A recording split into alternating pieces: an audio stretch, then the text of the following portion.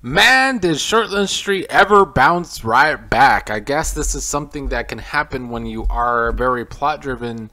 Sometimes the plot driven stories don't work, but also when your pace is as fast as Shortland Streets can be, when the plot driven stories are working, it can be riveting television. I think what Shortland Street did and why it jumped so huge in my rankings, it jumped from 8th place all the way up to number 2 between May and June. It's because in May, it was the 35th anniversary of the show, and I thought they gave no proper build to it, and it wasn't a very good anniversary week. But I think what they did do well is they used the anniversary week and some of the anniversary stuff to then build up this great umbrella story that Shortland Street told throughout June that I've highly enjoyed. You don't get to see a lot of umbrella stories like this anymore on soaps. It was an American soap opera staple in like the 80s and 90s, specifically the 80s, and probably even the 70s. But my 70s isn't, I haven't watched a lot of 70s soap operas, sadly. But in the 80s, umbrella storylines are when every individuals have their own storylines going on, but they all eventually intertwine into one big story, some way, shape, or form. And that's what we're getting out of Shortland Street here, and that's why I'm enjoying it. The event that kind of kicked this off is when Viliami saved JoJo and her grandfather from a car accident. But the granddad was very hurt and injured. It didn't seem as like a surgery was needed, and TK agreed that a surgery was not going to be needed on JoJo's granddad, or at least not be able to be too dangerous to help him. But Chris and Nicole wanted to go behind TK's back to try and do the surgery behind his back without him knowing, TK being the new head honcho of Shortland Street. However, Madonna and TK caught them, and Madonna is the one that basically ratted on this happening. Now, Madonna is dating Viliami. Of course, these two have had a back and forth relationship that is unfortunately getting really annoying at this point. I liked them at first, but they were able to intertwine many stories from this, because you have Madonna and Viliami dating, but Viliami also has a bit of a history with JoJo, and JoJo, of course, blames Madonna for being a rat into wanting to do this. Esther was also, I think, involved in this story too at first, also not wanting to do the surgery. But Viliami is, of course, pissed at Madonna for ratting out the secret surgery. And Madonna, the big part of Madonna's character is how religious she is, how religiously Christian she is. But she also has a lot of insecurities, and the big one always is that she's thinking Viliami is always interested in other women. It was Vivian for a while, it's been JoJo a couple times now, but JoJo and Viliami do have a bit of a history. So they were able to bring that triangle into this big story overall. And then when JoJo's grandfather ends up dying, that of course brings up even more anger from JoJo. JoJo is mad at the woman Anna, who ended up hitting them in the car accident. Anna was texting and driving, and then Madonna is like trying to get Anna to be forgiven because she's so religious. So that was a big part of the early story. But an even bigger part of the early story is, Chris has been having trouble being the head of the hospital. It was a PR nightmare all of May, which I've talked about in May. But with him now going behind TK's back, trying to get the surgery to go, the hospital board basically fires Chris.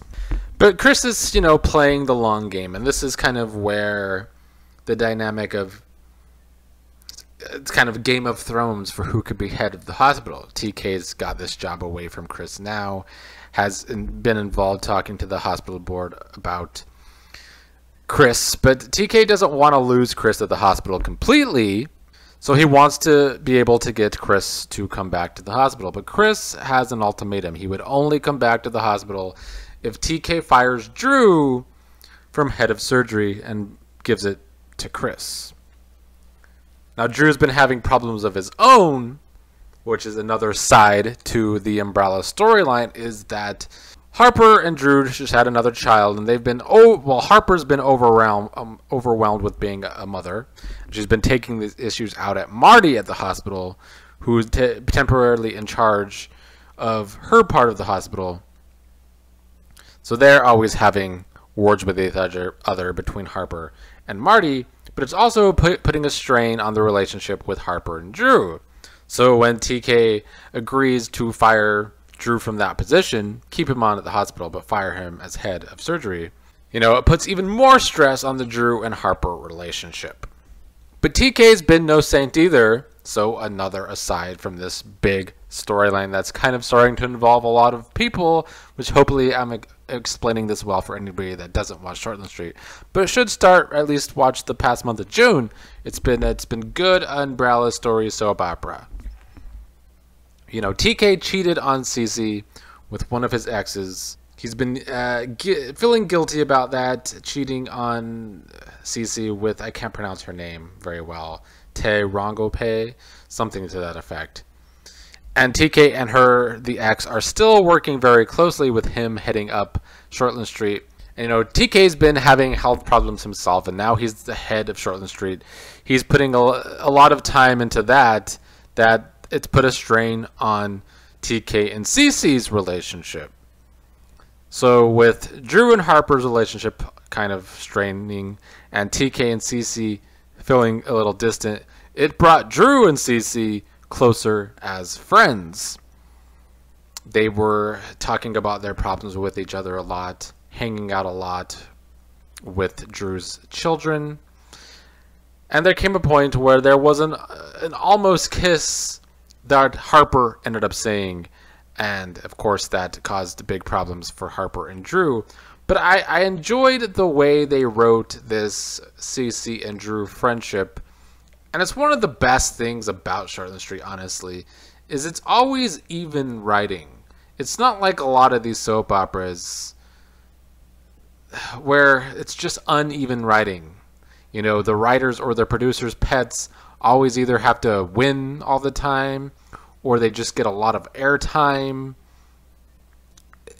There's a lot of uneven writing, especially with American soap operas, like General Hospital always writing their cartoon villains to win. But Shortland Street always gives even writing, so you could see both people's points of view, and you get to see all sides of points of view in this. And they wrote Drew and Cece's friendship, where at first I wasn't even sure if this is the direction they were going, that these two were kind of eventually maybe going to fall for each other. I don't know if they ever really did, but they did have that almost kiss, and they both denied it since that nothing was going to happen that night. Even if Harper didn't find them, nothing was going to happen, but there was the almost kiss. So I liked the even writing from all sides here.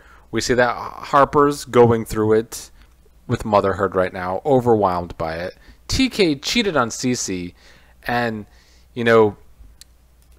he's able to kind of guilt Cece now for the almost kiss with Drew. And then we still have Chris, who is trying to undermine TK, since TK now has his old job as head honcho at Shortland Street, when Vivian's mother, who Chris is dating, isn't really into having surgery, and Drew and TK both agree she doesn't need it.